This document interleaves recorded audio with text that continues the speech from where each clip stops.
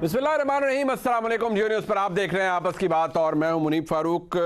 पाकिस्तान के सियासी हालात आजकल इस तरह से हैं कि आप कुछ प्रिडिक्ट नहीं कर सकते। अगर कुछ प्रिडिक्ट किया जा सकता है तो साबिक वज़ीर आज़म जनाब इमरान खान का तर्ज अमल है। जनाब इमरान खान जब से उन पर कातिलाना हमला हुआ, जिसकी जितनी भी मजम्मत की जाए कम है, और मैं बहसीत पाकिस्तानी समझता हूँ कि उनके ऊपर हमला करने वालों को करार वाकई सज़ा दी जानी चाहिए और मुकम्मल इंक्वायरी होनी चाहिए और किसी को भी बख्शना नहीं चाहिए। लेकिन जनाब इमरान खान का एक तर्ज अमल रहा है कि वो बगैर सबूतों के और बगैर हकायक को जाने या सब्सटैंशिएट किए लोगों पर इल्ज़ाम जड़ देते हैं। अब पाकिस्तान में सियासी रहनुमा, सियासी शख्सियात ये तो वैसे ही वल्नरेबल हैं। आप मुल्क के वज़ीर आज़म को रगड़ दीजिए, आप मुल्क के वज़ीर दाखिला को मुर्द इल्ज़ाम ठहरा दीजिए, और वो भी एक किसी छोटे इल्ज़ाम के लिए नहीं, डायरेक्टली कत्ल की साजिश के हवाले से। जब मामला आ जाए एक डेकोरेटेड फौजी अफसर के हवाले से, तो इमरान खान साहब का मौक़िफ़ ये रहा है कि जी एक प्रीमियर इंटेलिजेंस एजेंसी, जो कि पाकिस्तान की प्रीमियर इंटेलिजेंस एजेंसी है, उसके एक जिम्मेदार अफसर ने मुबैना तौर पर, और इमरान खान साहब का इल्ज़ाम है कि उनके खिलाफ उनको कत्ल कराने की साजिश रची। अब ये इल्ज़ाम बादिन नज़र में काफ़ी भोंडा है, इसलिए क्योंकि क्या इतना आसान है। और जो इमरान खान साहब कह रहे हैं, अगर वाकई उनके पास कुछ सबूत है तो पिछले 8 से 10 महीनों के अंदर इमरान खान साहब को वो तमाम सबूत किसी न किसी शक्ल में, किसी न किसी अदालती फोरम के ऊपर लाने चाहिए और बताना चाहिए कि जी मेरे पास ये नाकाबिले तरदीद सबूत मौजूद हैं। जनाब इमरान खान ने बहसीत साबिक वज़ीर आज़म दर्जनों इंटरव्यूज़ दिए हैं। किसी एक इंटरव्यू के ज़रिए, किसी एक प्रेस ब्रीफिंग के ज़रिए, शवाहिद इलेक्ट्रॉनिक मीडिया के सामने, प्रिंट मीडिया के सामने, अगर अदालत में नहीं भी देना चाहते तो वो बयान फरमा दें कि जी मेरे पास ये इररिफ्यूटेबल एविडेंस है जिसके तहत हम ये कह सकते हैं कि मेरे ऊपर इन साहब ने कत्ल करने की मेरे खिलाफ साजिश की है। अब जनाब इमरान खान ने ऐसा नहीं किया। इमरान खान साहब ने आज एक ट्वीट की, और आज उन्होंने मुतअद्दिद ट्वीट्स की, जिसका हवाला मैं आपके सामने रख देता हूँ, जिसमें वो फरमाते हैं, क्या एक ऐसे शख्स जो गुज़िश्ता चंद माह के दौरान 2 कातिलाना हमलों का निशाना बना के तौर पर मैं शहबाज शरीफ से दर्ज से सवालात पूछने की जसारत कर सकता हूँ? एक, बतौर पाकिस्तानी शहरी क्या मुझे हक हासिल कि मैं उन लोगों को नामजद करूँ जो मेरे ख्याल के मुताबिक मुझ पर कातिलाना हमले के ज़िम्मेदार हैं? हकायक के मुताबिक नहीं, ख्याल के मुताबिक। दूसरा ये, मुझे मुकदमे के अंदराज के आइनी और कानूनी हक से क्यों महरूम किया गया? क्या शहबाज शरीफ की ट्वीट का मतलब यह है कि फ़ौजी अफसरान कानून से बालातर हैं या वो किसी जुर्म का इर्तिकाब नहीं कर सकते? अगर मैं इनमें से किसी के बारे में हमारा ख्याल ये है कि उसने कोई जुर्म किया है तो इससे इदारा कैसे बदनाम होगा? तीसरा सवाल जनाब इमरान खान पूछते हैं, कौन इतना ताकतवर था कि पंजाब में पीटीआई की हुकूमत के बावजूद वज़ीराबाद जेआईटी को सबोताज कर सकता है? नंबर चौथा सवाल वो फरमाते हैं, क्या शहबाज शरीफ बता सकते हैं कि 18 मार्च को मेरी पेशी से पहले वाली शाम आईएसआई ने इस्लामाबाद के जुडिशल कॉम्प्लेक्स पर क्यों पूरी तरह कब्जा कर लिया? आईएसआई के लोगों ने सीटीडी और वकला का रूप क्यों धार रखा था? इमरान खान साहब के मुतअद्दिद इल्ज़ामात हैं। अब आप इस ट्वीट का अगर मुलाहिज़ा कीजिए तो इमरान खान साहब ने 2 जगह पर कहा है कि जो मेरे ख्याल के मुताबिक मुझ पर कातिलाना हमला करवा सकते थे, और जो अगर किसी फौजी अफसर पर वो इल्ज़ाम लगा रहे हैं तो वहाँ भी वो लफ्ज़ अपनी ट्वीट्स के अंदर ख्याल इस्तेमाल कर रहे हैं। ये लफ्ज़ मैंने नहीं घड़े, उनकी ट्वीट के अंदर अब भी मौजूद है। अगर किसी की दिमागी लहर या विम के ऊपर चला जाए और वो ये कहे कि मैं किसी भी सरकारी अफसर के बारे में मेरा ख्याल ये है कि उसने मेरे खिलाफ कत्ल की साजिश रची है और मुझे कत्ल करवाना चाहते हैं, तो क्या उनके खिलाफ कानूनी तौर पर इतनी आसानी से प्रोसीड किया जा सकता है? इसके जवाब में आज ISPR की जानिब से बाकायदा तौर पर एक प्रेस रिलीज जारी की गई।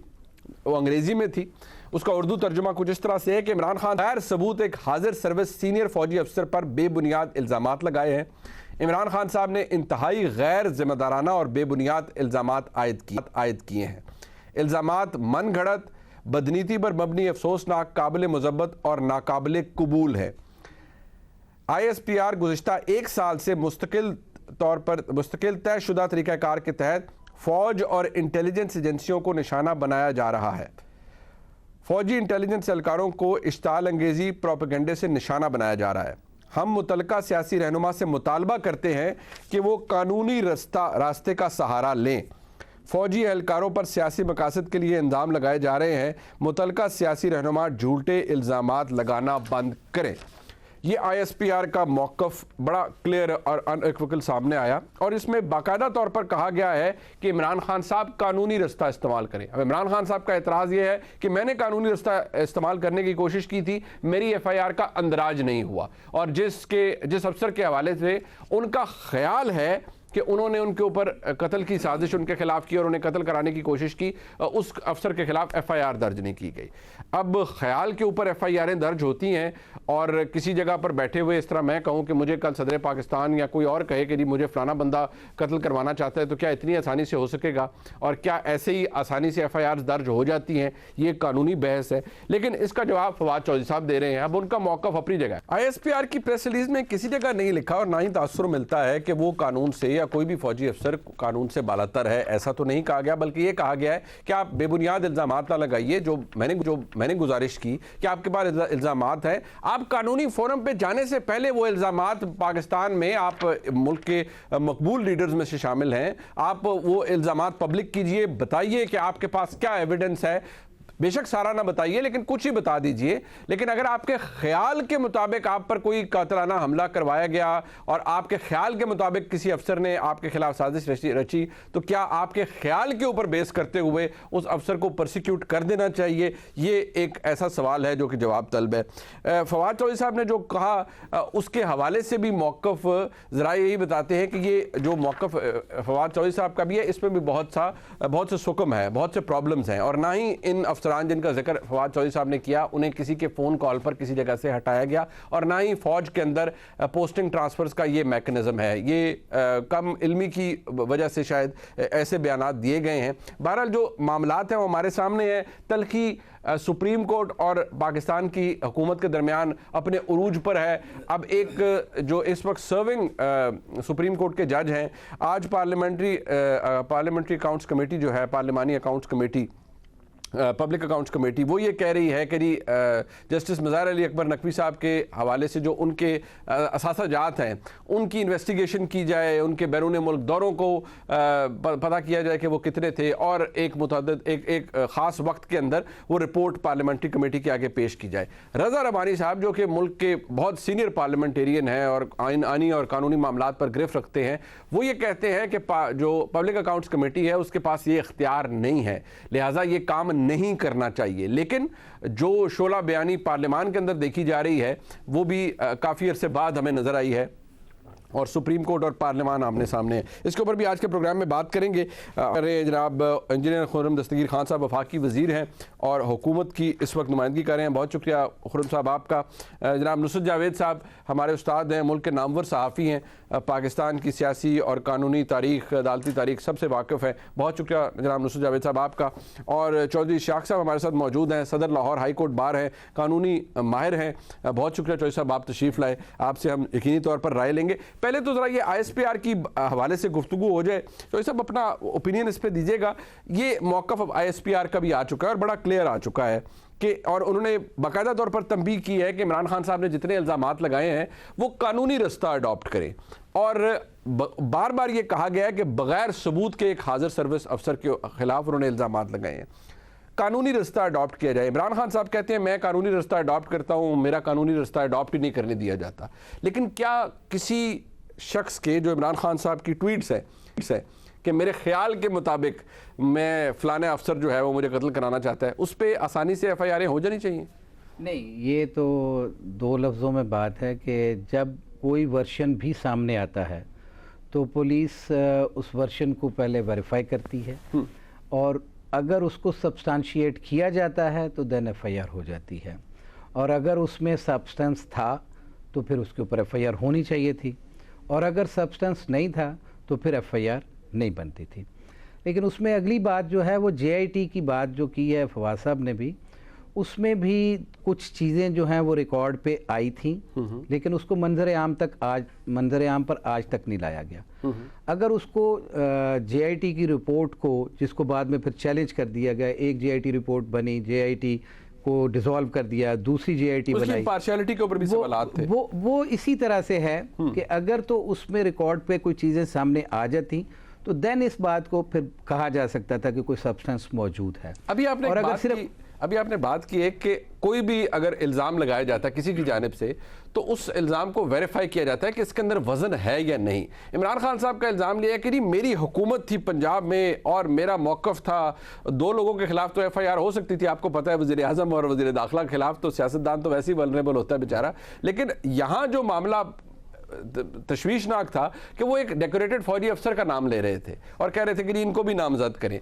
अब इमरान खान साहब ने, मैं दोबारा कहूंगा, अपनी ट्वीट में लिखा है कि मेरे ख्याल में, अब किसी का ख्याल जो है उसकी तो कोई हद नहीं हो सकती। नहीं, देखिए वही मैंने पहले अर्ज किया ना कि अगर उस स्टेटमेंट में कोई सब्सटेंस मौजूद है तो फिर तो कोई भी जुर्म कर सकता है, लेकिन अगर उस स्टेटमेंट में कोई सब्सटेंस नहीं है तो फिर उसको टर्न डाउन कर देती है ना पुलिस। और अगर पुलिस ने टर्न डाउन किया है तो उसकी कोई रीजनिंग दी होगी, और उन रीजनिंग को डिग आउट किसने करना था? वो उस JIT ने करना था। और अगर JIT के सामने कोई ऐसी चीज़ थी तो उसकी रिकमेंडेशंस होने चाहिए थी, और जब रिकमेंडेशंस नहीं थी तो फिर उसको जब चैलेंज कर दिया गया है वो कोर्ट के सामने सब जुडिस है। साहब आप एक प्रैक्टिसिंग लॉयर हैं, और फवाद साहब कहा या PTI का मौका है कि नहीं हम 22 से 22B में जो स्टैंडर्ड प्रैक्टिस होती है, जस्टिस ऑफ पीस के पास जाते हैं, नहीं हमारा मुकदमे का इंदराज नहीं हो रहा, वहाँ पे भी हमारा कुछ नहीं बना जी, हाई कोर्ट में भी हमारा कुछ नहीं बना, तो क्या इससे ये अक्स किया जाए कि इल्ज़ाम के अंदर सिरे से कोई हकीकत थी नहीं, या उसमें जिस तरह आप फरमा रहे हैं उसमें कोई वजन था ही नहीं इसलिए उसको नहीं माना गया? नहीं, स्ट्रेट अवे तो मैं इसको यूँ नहीं कह सकता, लेकिन दरअसल 2 चीज़ें होती हैं ना कि आपका मौक़िफ़ जो फर्स्ट इंफॉर्मेशन रिपोर्ट के अंदर जो जाता है उसको तो कंसर्न क्वार्टर्स जो है वो वेरीफाई करते हैं, देन उसके ऊपर जो है वो प्रोसीड होता है। इस पे मुख्तलिफ किस्म की जजमेंट्स भी मौजूद हैं कि पहले इन्वेस्टिगेशन होनी चाहिए, नहीं होनी चाहिए। सर्टन जजमेंट सुप्रीम कोर्ट की कहती हैं कि प्रायर इन टाइम जो इंक्वायरी भी नहीं हो सकती, स्ट्रेट अवे 154 की एप्लीकेशन जो है वो एज इट इज़ एंटरटेन होनी चाहिए और FIR हो जाए। लेकिन बहुत सारी जजमेंट ऐसी भी मौजूद हैं जिसके अंदर उन्होंने कहा नहीं, प्रायर इंक्वायरी ज़रूरी है और अगर फ्रिवोलियस अगर चीज़ें होंगी तो फिर उसके मुताबिक FIR नहीं होगी। अगर उसके ऊपर कोई प्रायर इंक्वायरी की गई तो ये भी सामने आनी चाहिए। मैं समझता हूँ कि जब JIT बनाई गई थी तो उसके अंदर ये चीज़ें सामने लानी चाहिए थी कि there is no substance in it, then ये आज इमरान खान साहब का ट्वीट सामने ना आता। और अगर उसको अब हाम में रखा जा रहा है तो फिर भी अदरवाइज कोई बात समझी जा सकती है। ये बात इंस्ट्रक्टिव है। खुर्रम साहब फरमाइएगा, आप यकीनी तौर पर आप होगी कर रहे हैं, पंजाब के अंदर एक केयर टेकर हुकूमत है, आप ज़रूर ख़ुद को डिस्टेंस करेंगे उस केयर टेकर हुकूमत से, लेकिन जो तासुर है वो मुख्तलिफ है। ज़रा ये फरमाइएगा, अभी ये इश्तियाक चौधरी साहब ने भी फरमाया और इमरान खान साहब भी ये कहते हैं, अब फवाद चौधरी साहब कह रहे हैं कि नहीं JIT का रिकॉर्ड ही गायब कर दिया गया, JIT की इन्वेस्टिगेशन को सबोटाज किया गया। ये इल्ज़ाम जनाब इमरान खान ने अब नहीं लगाया, पहले भी लगा रहे हैं, और वो ये कह रहे हैं कि मुझे मेरा बुनियादी हक नहीं दिया गया, मुझे उससे भी महरूम रखा गया। और आपने या किसी ने अगर रिकॉर्ड, चले आपने नहीं, किसी ने रिकॉर्ड गायब करवाया है तो रिकॉर्ड तो मंजरे आम पर आना चाहिए कि JIT की फाइंडिंग क्या थी, JIT ने किस तरह प्रोसीड किया, JIT ने तलाश क्या किया अपनी इन्वेस्टिगेशन के अंदर। फाशिस्ट लीडरों के ख्याल भी फाशिस्ट होते हैं। इमरान खान के इल्ज़ाम जो वो लगा रहे हैं उसकी उतनी हैसियत है जो इल्ज़ाम उन्होंने मार्च 2022 में अमेरिका पर लगाया था कि जी अमेरिका ने मेरी हुकूमत तोड़ी। तो ये उनकी जो ख्यालात हैं वो बुनियाद नहीं बन सकते कानूनी कार्रवाई की। अगरचे मेरी तवक्को है कि जो भी JIT का रिकॉर्ड है वो हुकूमत जो पंजाब की इस वक्त केयर टेकर गवर्नमेंट है उसे रिलीज़ कर देना चाहिए, उसमें कोई रुकावट नहीं है किसी भी तरफ से, ताकि इस मामले में शफाफियत आए। और जहाँ तक आपको अदालतों का सवाल है तो अदालतें तो इमरान खान साहब पे फूल बरसा रही हैं, उनको महबूब समझती हैं। जहाँ उनको एक दर्जन केसों में वयक वक्त ज़मानत मिल जाती है, तो ये तो वहाँ उनको कोई इशू नहीं है। लेकिन जब आप एक इतनी बड़ा खेल खेलना चाहते हैं, वज़ीर आज़म को और वज़ीर दाखिला को और फ़ौज के एक आला अफसर को आप उसमें नॉमिनेट करना चाहते हैं, तो बहरहाल कुछ तो सबूत और शवाहिद हैं। और मैंने तो हकीकत है कि जब ये ट्वीट्स देखे तो मैंने अपने रब की तरफ देखा कि इमरान खान ये सवाल उस शख्स से कर रहा है, शहबाज शरीफ से, जिसको इमरान खान ने 11 महीने बगैर किसी सबूत और शवाहिद के जेल में डाले रखा, और अब ये इस किस्म के सवालात कर रहे हैं। ठीक, तो यहाँ तो हमारे पास एक तारीख है। इमरान खान साहब को तो हर तरीके से एक बहुत बड़ी प्रोटेक्शन हासिल रही है और आज भी है। लेकिन अगर उनका ये ख्याल है कि अभी भी उनके पास कोई सबूत और शवाहिद हैं तो वो सामने लेकर आए, उस पर एक्शन होगा। लेकिन अगर सबूत और शवाहिद नहीं है और सिर्फ एक ख्याल है और सिर्फ लाइबल और स्लैंडर करना है हाजिर सर्विस ऑफिसर्स को, तो फिर हुकूमत ज़रूर इस पर संजीदगी से सोचेगी कि इस स्लैंडर का हमें इसके जवाब में क्या एक्शन लेना चाहिए, क्योंकि ये लामहदूद सिलसिला नहीं हो सकता कि ये इमरान खान का सब की तरफ से तो आपको मालूम है कि एक लामहदूद सिलसिला है कि पहले अमेरिका है, फिर जनरल बाजवा है, फिर कोई और साजिश है, फिर शहबाज शरीफ है, फिर कोई और बीच में शामिल आ गया। तो लिहाजा उनके लिए he has a criminal of the day जिसके ऊपर वो ब्लेम कर सकेंगे जी मेरी तबाही का जिम्मेदार ये है। हालांकि अपनी तबाही के जिम्मेदार वो हैं, और ये हमेशा याद रखना है कि इमरान खान को एक आईनी अमल के जरिए कौमी असेंबली में वोटों के जरिए हटाया गया था, किसी और तरीके से। ठीक है, वो आपकी बात अपनी जगह दुरुस्त है, बट सवाल ये है खुर्रम साहब, आप एक नुमाइंदा हुकूमत है, कोलेशन की हुकूमत है, वफाक के अंदर मौजूद है, कॉन्स्टिट्यूशनल स्ट्रक्चर हमारे मुल्क का मौजूद है। इमरान खान साहब को आप जितना मर्जी रेलीगेट कीजिए कि वो फाशिस्ट हैं या जिस तरह भी हैं, लेकिन वो एक बहुत बड़ी जमात के सरबराह हैं, साबिक वज़ीर आज़म हैं। क्या मुल्क की वफाकी हुकूमत उनको ये एश्योरेंस दे रही है कि आप शवाहिद लाइए और हम आपको एक बड़ी इम्पार्शियल इन्वेस्टिगेशन करवा के देते हैं? कम से कम यही एश्योरेंस आप दे दें तो ये तमाम इल्जामात शायद इनमें कोई कमी आ जाएगी या ये बंद हो जाएंगे। जी, मैं उन्हें ये एश्योरेंस देता हूँ कि अगर उनके पास सबूत और शवाहिद मौजूद हैं तो वफाकी हुकूमत उनके ऊपर एक्शन करेगी, और ये हमारा फ़र्ज़ है। ये किसी के ऊपर भी, चाहे वो अब तो सही मानों में दो नहीं एक पाकिस्तान है, तो हर पाकिस्तानी को हक हासिल है कि अगर उनको ये उनके पास सबूत और शवाहिद मौजूद है जिसकी बुनियाद पर वो समझते हैं कि कानूनी एक्शन होना चाहिए। ख़ास तौर पे देखिए ना, ये कोई गांव में भैंस चोरी का मुकदमा तो नहीं है जिसपे आप कहिए शरीके ले गए मेरी भैंस चुक के। सही सही। यहाँ तो एक कत्ल का आप इल्ज़ाम लगा रहे हैं, इक़दाम कत्ल का इल्ज़ाम लगा रहे हैं, तो लिहाजा उस जितना संजीदा इल्ज़ाम लगा रहे हैं उतनी ही संजीदगी सबूत और शवाहिद में भी होनी चाहिए। लेकिन हम ये देखते हैं कि इमरान खान साहब तो हर रोज़, जिस तरह मैंने कहा ना, उनका टायरेड ऑफ द डे है कि हर रोज़ उन्होंने किसी ना किसी को मतून करना है, तो लिहाजा आज किसी की बारी आ गई तो कर दिया, शहबाज शरीफ का बयान सुना तो उस पर ट्वीट दाग दिए, और अगले दिन कल कोई और क्रिमिनल आ जाएगा उनके सामने कि जी ये जिम्मेदार है। हालांकि उनको ये चाहिए कि बड़ी संजीदगी से इस पर गौर करें, कौम के बारे में भी सोचें और अगले इंतखाबात की तैयारी करें, ताकि एक, हम तो खुद कह रहे हैं कि जी 2023 के इंतखाबात में एक लेवल प्लेइंग फील्ड होगा, उसके अंदर वो आए सब बराबर होंगे और आवाम के पास जाएंगे। तैयारी तो वो तब करेंगे, तैयारी तो वो तब करेंगे जब आप इंतखाबात करवाने के लिए राजी होंगे। वो तो सर पीट रहे हैं कि इंतखाबात करवाइए।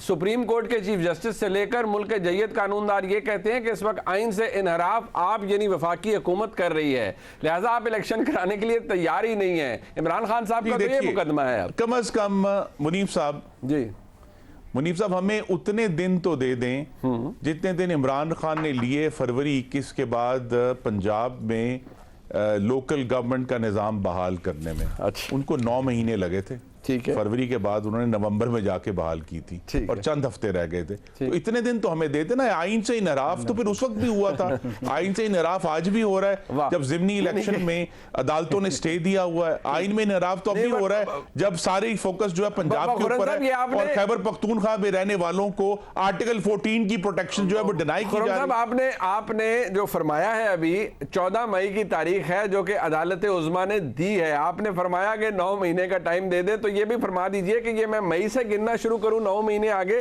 तो अगर मैं मई से गिनना शुरू करूंगा तो ये तो 2024 की कोई तारीख आ जाएगी। आपने तो मुझे परेशान कर दिया है, बल्कि अपने सुनने वालों को भी परेशान कर दिया है।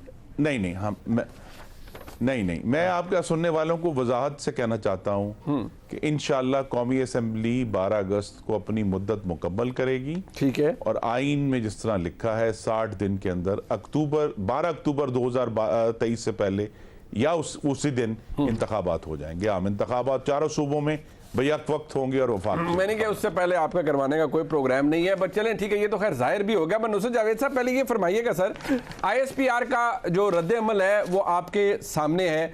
उन्होंने इमरान खान साहब को कानूनी रास्ता इस्तेमाल करने का मशवरा भी दिया और तंबीह की है, और ये भी कहा है कि झूठे और बेबुनियाद इल्ज़ामात ना लगाए जाएं, जबकि इमरान खान साहब की दुहाई आपके सामने है और फवाद चौधरी साहब का मौक़िफ़ आपके सामने। योर टेक सर, क्या इमरान खान साहब का जो इवन ट्वीट्स के अंदर वो फरमा रहे हैं कि क्या मुझे तो मेरा बुनियादी हुकूक ही मेरे सल्ब कर लिए गए, मुझे तो मेरी मर्जी की FIR भी करवाने नहीं दी गई। इमरान खान साहब के मौक़िफ़ में या उनके इल्ज़ामात में आपको कितना वजन नजर आता है नुसरत साहब? देखिए जी, सच्ची बात है, हमें बिल्कुल ठंडे तरीके से पहले मुझे एक कैवियट देने दें। दो बातें मैं ज़रूर कहूँगा। बदकिस्मती से पाकिस्तान में लियाकत अली ख़ान के कत्ल से लेकर इस तरह की फ़ज़ा रही है कि सियासतदान ये महसूस करते रहे हैं कि लीडरशिप को एलिमिनेट करने के लिए खुफिया एजेंसियों का किरदार रहा है। एक बात ये है, हम इस तारीखी पस मंज़र को जो है इग्नोर नहीं कर सकते। ठीक। दूसरी बात यह है कि जो कुछ आज ISPR ने फरमाया सर, उसके बारे में मैं कोई राय देने के इसलिए काबिल नहीं हूँ कि जब ये मुअज़्ज़ज़ इदारा जो है हम सहाफ़ियों को, जाहिलों को 5वीं पुश्त की अबलागी जंग के लिए तैयार कर रहा था, तो मैं बदनसीब जो है वो के लिए भर्ती के भी काबिल नहीं समझा गया था।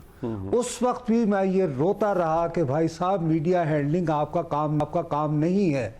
बरतानिया बहुत बड़ा साम्राज्य था, उसकी ममलकत में, उसकी सल्तनत में सूरज भी गरूब नहीं होता था साहब। जब उन पर बिपता पड़ी तो वो फैज़ अहमद फैज़ को लेते हैं, हफीज़ जलंधरी को लेते हैं, सादत हसन मंटो को लेते हैं कि यार हमारे लिए स्टोरी स्पिन कीजिए। ये कहने के बाद अब आ जाएं आगे।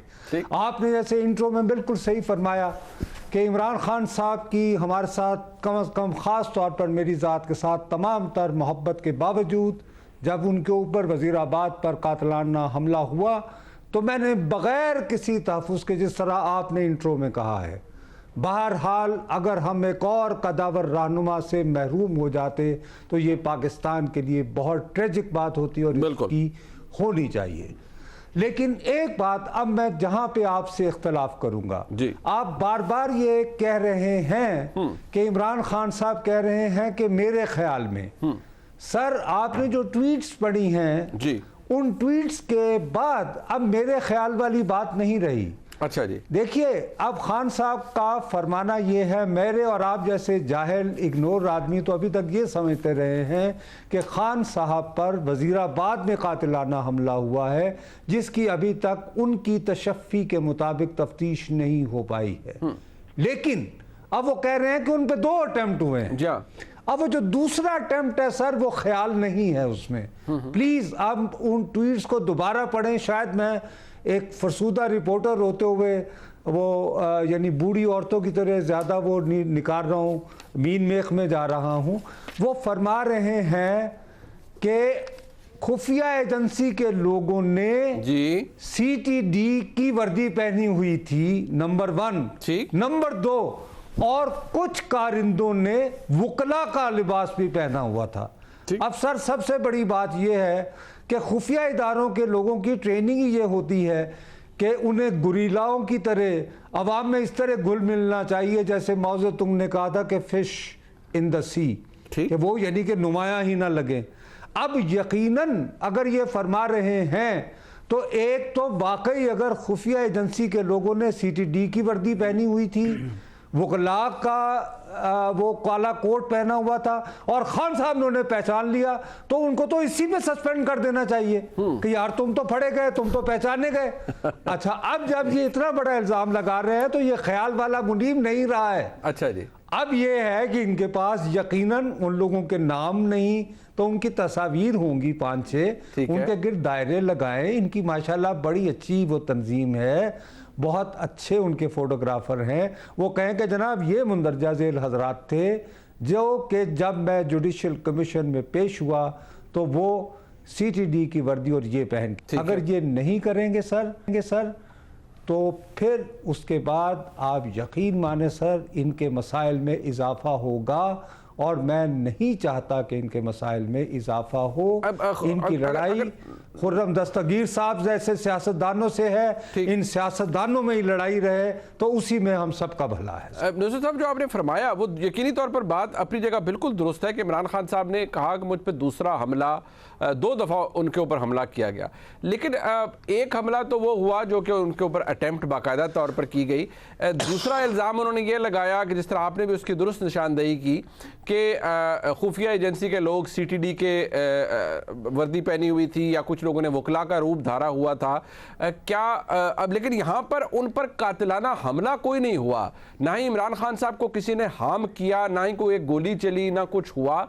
इमरान खान साहब ने ये इल्ज़ाम लगाया कि सिर्फ रूप धारा गया, और जिस तरह आपने कहा है इसके भी कुछ सबूत उन्होंने अब तक, जिस तरह आपने दुरुस्त फरमाया, उन्होंने पेश नहीं किए। लेकिन यहाँ दूसरा हमला नहीं हुआ। अगर तो हमला होता और इमरान खान साहब पर कोई अटैक होता, खुदा न खास्ता गोली चलती या कुछ होता, तो फिर तो मुझे और आपको बात समझ आती कि ये दूसरा हमला हुआ है। मुनीर साहब देखिए, फिर भी चलें जी, आप अटेम्प्ट की बात कर लें, मैं आपसे दोबारा मैं एक और बात करता हूं। अब इस बात को छोड़ें, why he has to now come out with some evidence if he has it, क्योंकि आप कैटेगोरिकली कह रहे हैं कि वहां उन्होंने वर्दी और वकला के काले कोट पहने हुए थे। ठीक सर, आप मुझे एक बात बताएं, आप पाकिस्तान के साबिक वजीर आजम रहे हैं जनाब इमरान खान साहब, आपको जब अदालत में जाना पड़ता है तो आप सर के ऊपर वो पहन के आ रहे हैं जी। ये विजुअल सर आज की दुनिया में, पूरी दुनिया में जाते हैं। बिल्कुल। आप मुझे बताइए मुनीब साहब, आप जाइए किसी मल्टीनेशनल के पास जी, उसे कहें कि आइए पाकिस्तान में जो है आप इन्वेस्ट करें, वो आएगा? वही कहेगा यार तुम्हारे यहाँ तो साबिक वजीर आजम अदालत में इस तरह जाता है, मेरी कंपनी को मसला हुआ तो मैं क्या करूंगा? बिल्कुल ठीक, बिल्कुल ठीक। प्लीज इसकी इम्प्लीकेशंस हैं, इनके ट्वीट ना भी हो, ये विजुअल्स, हाँ ये काफी डैमेज है। विजुअल्स बिल्कुल ठीक, बिल्कुल ठीक। प्लीज फॉर गॉड सेक, हाँ, themselves। बिल्कुल ठीक है। ये आपके यकीन, ये काफ़ी तशवीशनाक मामला है। एक मुख्तसर सा ब्रेक है जी, क्योंकि मामला अब पार्लियामान और अदालत के दरमियान भी है, उस पर भी ज़रा गुफ्तगू हो जाए, और कौन दुरुस्त है कौन गलत है इसका फैसला तो शायद वक्त करेगा, लेकिन तनाव बहुत है। एक ब्रेक के बाद हमारे साथ रहिए।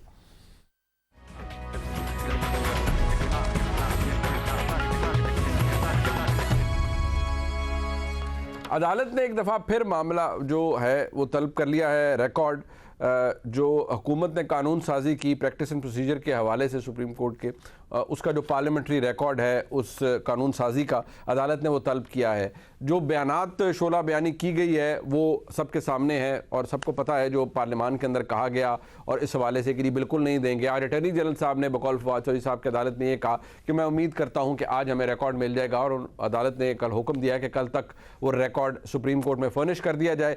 और मामला 3 हफ्ते के लिए अदालत ने ये केस एडजर्न कर दिया है। बट सवाल ये है कि साथ ही साथ पब्लिक अकाउंट्स कमेटी ने मज़ाहिर अली अकबर नकवी साहब के ख़िलाफ़ जो मामलात हैं या उनके असासे हैं, बैरूनी दौरे हैं, उनकी तहकीकात के लिए बोल दिया है कि इसके अंदर रिपोर्ट पेश की जाए।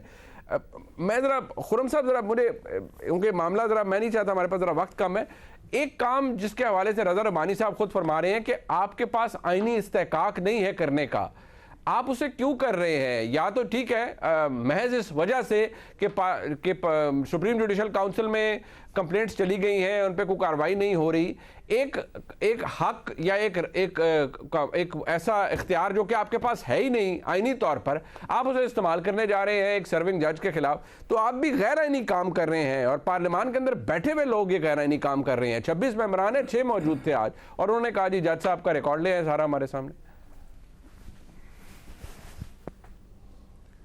नहीं, लेकिन एक बात ज़रूर कहना चाहूँगा कि फाशिस्ट खान का जो रिकॉर्ड है सबूत पेश करने के मामले में, वो अभी तक सिफर है। वो चाहे 35 पंक्चर हों, वो चाहे बैलेट पेपर हों, चाहे वो 2013 के इंतखाबात के बारे में रिगिंग का वो पूरे ट्रकों के सबूत थे।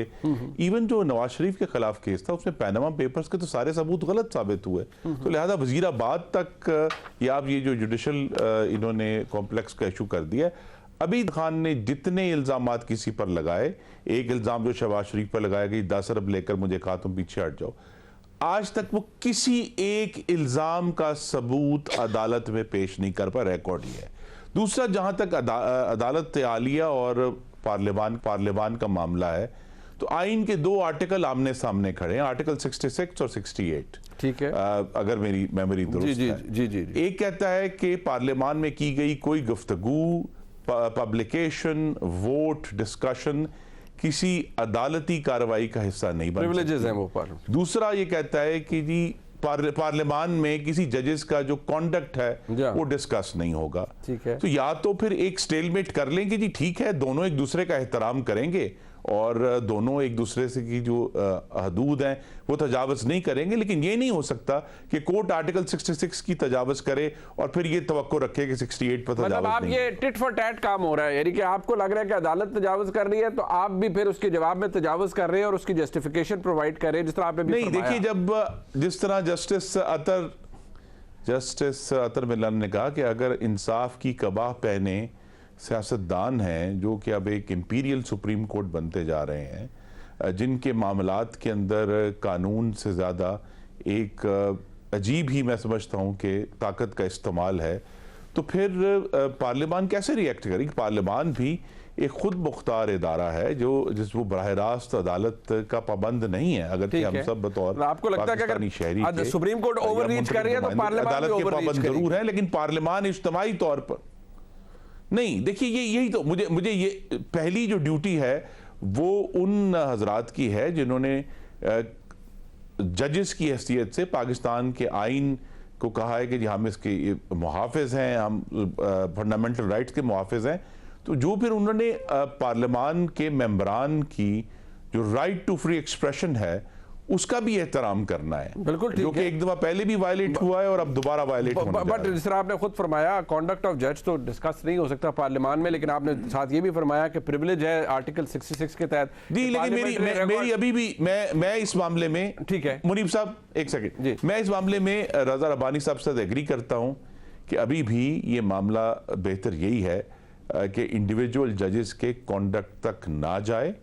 पार्लियामान ज़रूर अपने जो पार्लियामेंट के मेंबरान हैं वो अपने राइट टू फ्री एक्सप्रेशन का दिफा करें, लेकिन इंडिविजुअल जजेस के कॉन्डक्ट तक पार्लियामान को नहीं जाना चाहिए। बिल्कुल। बट चौधरी साहब ये फरमाइए, ये बात तो अब आइन और कानून के दायरे से बाहर रहेगी जो खुर्रम साहब फरमा रहे हैं।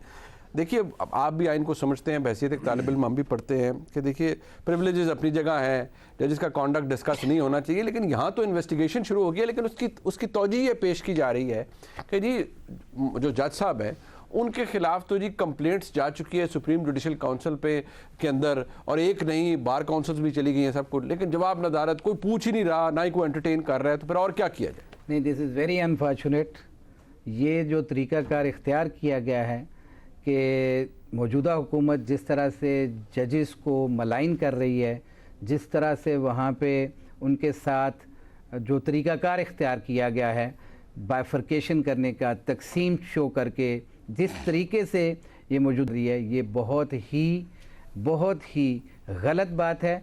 मैं समझता हूँ कि हमारी आला अदलिया, हमारी अदालत उज़्मा, उनके जजेस जो हैं उनके बारे में ये ख़ुद कह रहे हैं, इनकी कोलिशन गवर्नमेंट भी कह रही है, और मैं पीपल्स पार्टी के उन रहनुमाओं को खराज तहसीन पेश करता हूँ कि जिन्होंने हमेशा बड़ी मोहतात गुफ्तगू रखी, लेकिन अनफॉर्चुनेटली कुछ लोग जो हैं वो जजेस को जानबूझ के मलाइन कर रहे हैं, और वो काम जो पिछले कई सालों से नहीं हो सका था, अब सुप्रीम कोर्ट को तकसीम करके अपनी मर्ज़ी के जजमेंट्स लेने के लिए इंडिविजुअल जजेस को भी डिस्कस किया जा रहा है, उन पे मड स्लगिंग भी की जा रही है, और ये ना आइन इजाज़त देता है और ना कानून इजाज़त देता है। और हमेशा से बार एसोसिएशंस ने, लीगल फ्रेटर्निटी ने अपने इदारों की तकरीम के लिए,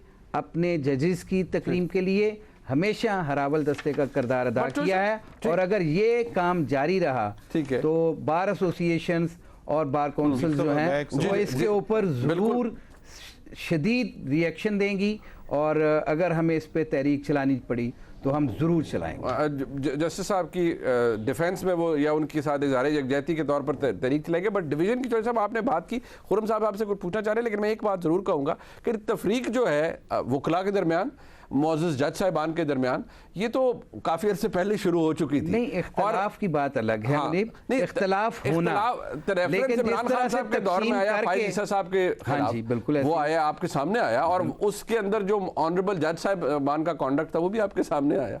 यही तो मैं अर्ज कर रहा हूँ कि उस वक्त जब ये चीजें डिस्कस हुई उस रेफरेंस के अंदर, तो उसकी जजमेंट के अंदर ये मौजूद है ना कि जजेस के बारे में आपने खुफिया इंफॉर्मेशन नहीं लेनी है। उसके अंदर तो ये भी कहा गया कि खुफिया इंफॉर्मेशन की हद तक रोक दिया गया, और फिर वो जो सेल बना हुआ था उसको भी खत्म कर दिया गया था। ठीक है, वो जो जी वो एसेट रिकवरी यूनिट जो था, बिल्कुल। तो मैं समझता हूँ कि ये जजेस के हवाले से जो कंडक्ट इस वक्त ऑप्ट किया गया है, आपको लगता है भाई ये काबिल मज़म्मत है? मैं खुर्रम साहब आपसे कुछ पूछना चाह रहे हैं, लेकिन एक मुख्तसर सा वक्फा ले रहे हैं, नहीं वापस आते हैं। खुर्रम चौधरी साहब से कुछ पूछना चाह रहे हैं। जाहिर बात है अदलिया और पार्लिमान का मामला है, तो अदलिया के दिफा के लिए हमारे पास चौधरी साहब इस वक्त मौजूद हैं, और पार्लिमान की नुमाइंदगी के लिए खुर्रम साहब हैं, और वो खुर्रम साहब अब इस्तफसार करना चाह रहे हैं, सवाल करना चाह रहे हैं। एक ब्रेक के बाद ही हम जरा इस मामले को मंतकी अंजाम तक कोशिश करेंगे, इस डिस्कशन को पहुंचाएं। ब्रेक के बाद हमारे साथ रहिए।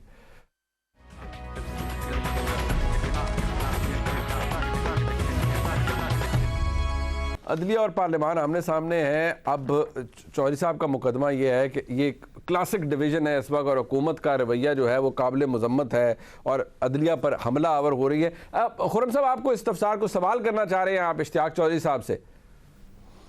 जी, मेरी सिर्फ ये इस्तदा थी कि जजिस के अंदर जो तकसीम है वो हुकूमत ने तो पैदा नहीं की। अब जस्टिस अतर बिन अल्लाह, जस्टिस मंदोखेल और जस्टिस मंसूर अली शाह के जो डिसेंट हैं वो ऑन रिकॉर्ड हैं, और बड़े सख्त डिसेंट्स हैं, जिसमें कहा है कि इंपीरियल सुप्रीम कोर्ट है, वन मैन शो है, पॉलिटिशियंस इन रोब्स हैं।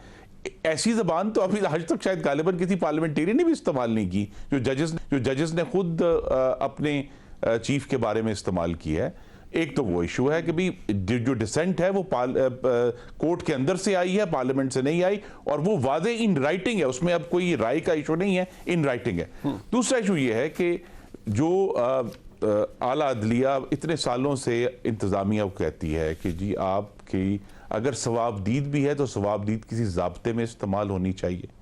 वो ज़ाब्ता कहाँ है जहाँ कोर्ट का मामला है कि एक ऐसा कानून जो अभी कानून बना भी नहीं उसको सस्पेंड कर दिया गया, वो आज तक सस्पेंड है। हालांकि अभी तक कोई शख्स भी वाज़े तौर पर नहीं ये सामने ला सका कि क्या वो कानून किसी भी तरह पाकिस्तानियों के फंडामेंटल राइट से वायलेशन है या नहीं है। असल तो टेस्ट वो है, वो टेस्ट अभी तक उस कानून का नहीं हुआ, लेकिन वो सस्पेंडेड है। तीसरी बात यह कि सुप्रीम जुडिशल काउंसिल में भी हमारी तवक्को ये है कि चीफ जस्टिस जो उसके हेड हैं वो कोई डिस्क्रेशन इस्तेमाल नहीं करेंगे। सुप्रीम जुडिशल काउंसिल में जिस तरह हमें समझाया गया, जैसे जैसे रेफरेंस आएगा इन ऑर्डर टेकअप होना है, जैसे जैसे फाइल हुआ है इन ऑर्डर टेकअप होना है। ये नहीं है कि आपने 5वां निकाल लिया, फिर 25वां निकाल लिया, फिर 150 वाला निकाल लिया। तो वो वहां जो कोर्ट के अपने मामलात के अंदर डिस्क्रेशन का हमारी नजर में एब्यूज है, जो बेंचेस बनाने में, सुओ मोटो लेने में, ठीक हो गया। और जजेस का जो कॉन्डक्ट हमें पर्सनल कॉन्डक्ट नहीं, judicial conduct in the discharge of their duties, उनके फैसलों में जो सामने आ रहा है उसके ऊपर जरूर एतराज हो सकता है, और वो हम करेंगे। वो आप एतराज जरूर कीजिए, लेकिन एक बात मैं चौधरी साहब से, मैं नुसरत साहब से पॉइंट ऑफ व्यू लेना है इस हवाले से।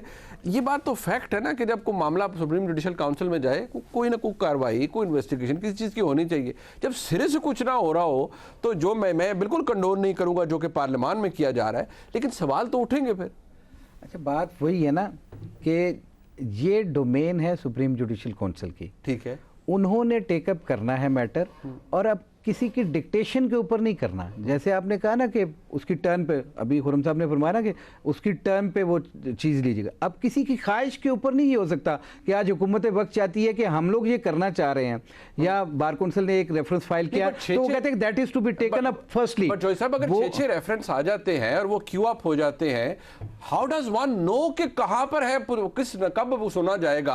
आज सुना जाएगा या आज से 15 साल बाद सुना जाएगा? देखें, वो जिस वक्त उसकी टर्न, जैसे इन्होंने कहा ये 6 रेफरेंस तो कोई रेफरेंस तो सुने ना, इतनी देर से पेंडिंग है, एक ढेर लगा हुआ है बस। SJSI में। मैं अर्ज कर रहा हूँ ना कि ये हमारा जो मुतालबा है ना, ये किसी की ख्वाहिश के मुताबिक नहीं हो सकता। हम चाह रहे हैं कि इस वक्त हमने इसको फिक्स करना है, लिहाजा ये रेफरेंस फौरी तौर पे ले लिया जाए। नहीं, बट अगर ये नहीं, इज्जत माफ चीफ जस्टिस साहब उन जज साहब को अपने साथ बिठाते हैं और फरमाते हैं ऑब्जर्वेशंस में कि ये खामोश पैगाम है और हम इससे डिटर नहीं होंगे, या इस तरह के इल्जामात लगते रहते हैं जज साहिबान पर, जो काजी फैसल साहब की जजमेंट में बैसियत एक तालिब इल्म मैंने पढ़ी, आप उस पर कमांड रखते हैं। सवाल ये है, मेरा भी सवाल यह बैसियत एक पाकिस्तानी, वो खुरम साहब का तो अपना मुकदमा है, कि किसी को कैसे पता लगेगा कि एक ऑनरेबल जज साहब के खिलाफ इस तरह के रेफरेंसेस आ चुके हैं?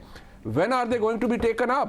या वो कभी भी कोई सुने नहीं जाएंगे और सुप्रीम कोर्ट में एब्सोल्यूट डिस्क्रेशन इस्तेमाल होगी इवन सुप्रीम जुडिशल काउंसिल के अंदर? नहीं, उस सुप्रीम जुडिशल काउंसिल के जो रूल्स हैं, जी जी, उन रूल्स के तहत वो उन जज साहबान के सामने पेश किया जाता है जो उस कमीशन के मेंबर हैं, ठीक है, जो कमेटी के मेंबर हैं, उसके ऊपर उनसे राय ली जाती है। आपको याद होगा काजी साहब वाले केस के अंदर काजी साहब से राय ली गई है इसके ऊपर? मैं अर्ज कर लेता हूँ ना, वो उसी तरह से राय ली जाती है और अगर कोई उसमें सब्सटेंस कोई चीज मौजूद होगी तो चीफ जस्टिस साहब उसको आगे लेके चलेंगे। अगर सब्सटेंशियल होगा तो उसको टेकअप किया जाएगा, अदरवाइज फाइल कर दिए जाते हैं। ठीक। अच्छा नुसरत जावेद साहब, सर ये फरमाइएगा, ये जो तनाव है, जो रज़ा रब्बानी साहब का मौक़िफ़ वो हमारे सामने है, लेकिन जिस नहज पर ये मामला चला गया है पार्लियामान और सुप्रीम कोर्ट की जानिब, अब पब्लिक अकाउंट्स कमेटी में जी जज साहब के ले आए, जी रिकॉर्ड ले आए, सब कुछ ले आए, उनके असासे भी बता दें और बैरून अक़वामी दौरे भी बता दें, ये मामला कहाँ जाके रुकेगा आपके नज़दीक?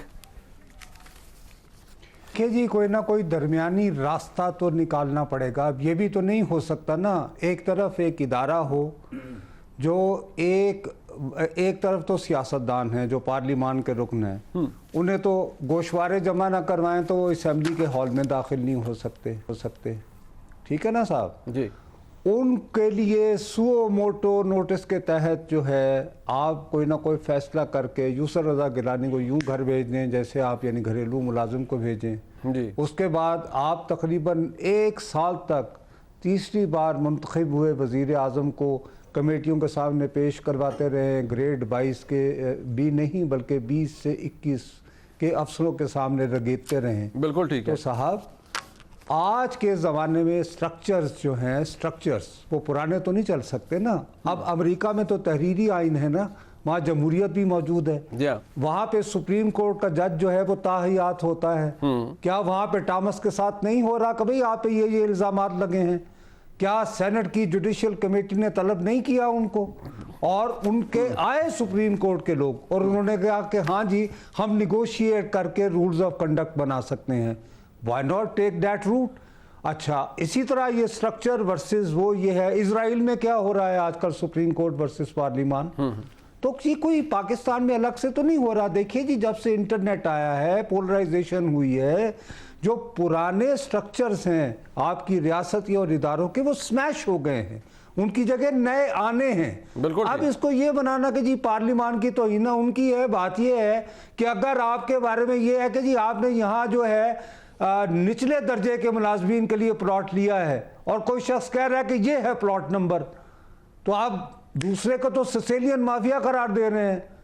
तो अब मेरे पास, मैं जो पाकिस्तान का बेख्तियार शहरी हूँ, मैं भेड़ बकरियों की तरह मुझे जहां भी आप यानी सीधी राह पे निकालते रहते हैं, कभी अदालत और कभी दूसरे और कभी पार्लिमान जी। तो क्या मैं ये जानने का हक नहीं रखता कि यार आपका ये प्लॉट है या नहीं? बिल्कुल ठीक है, बिल्कुल ठीक है। तो ये देखिए ना कोई रास्ता तो निकालना पड़ेगा ना मुनीब। इस तरह नहीं हो सकता कि भाई इसको कहा जाए कि जी हम तो बिल्कुल हम तो किसी को भी हम तो जवाब देने के, ऐसे नहीं रहेगा ना, ऐसे नहीं, जहां भी नहीं बाकी ममालिक में भी नहीं हो रहा। बिल्कुल बिल्कुल ठीक है। मैं जनाब बिल्कुल ठीक हो गया, वक्त खत्म हो गया। आपका बहुत शुक्रिया जनाब। इशाक चौधरी साहब हमारे साथ मौजूद थे, जनाब इंजीनियर खुरम दस्तगीर खान साहब मौजूद थे, नुसरत जावेद साहब ने हमें हमारा साथ दिया। एक बात मैं रिकॉर्ड पे लाने के लिए कि हम बरतानिया को एंशिएंट डेमोक्रेसी कहते हैं, वहाँ पर ज़रा पार्लियामेंट्री ओवरसाइट चेक कीजिए जज साहिबान के ऊपर क्या है। वहाँ जजेस का रिमूवल पार्लियामान किस तरह से कर सकती है। पहले क्राउन करता था, सेटलमेंट एक्ट आया 1701 का, उसके बारे में ज़रूर पढ़िए। वहाँ पर पार्लियामेंट के अंदर क्या इख्तियार मौजूद है पार्लियामान को कि अगर जजेस का बिहेवियर अच्छा नहीं होगा तो वो जजेस को घर भेज सकते हैं।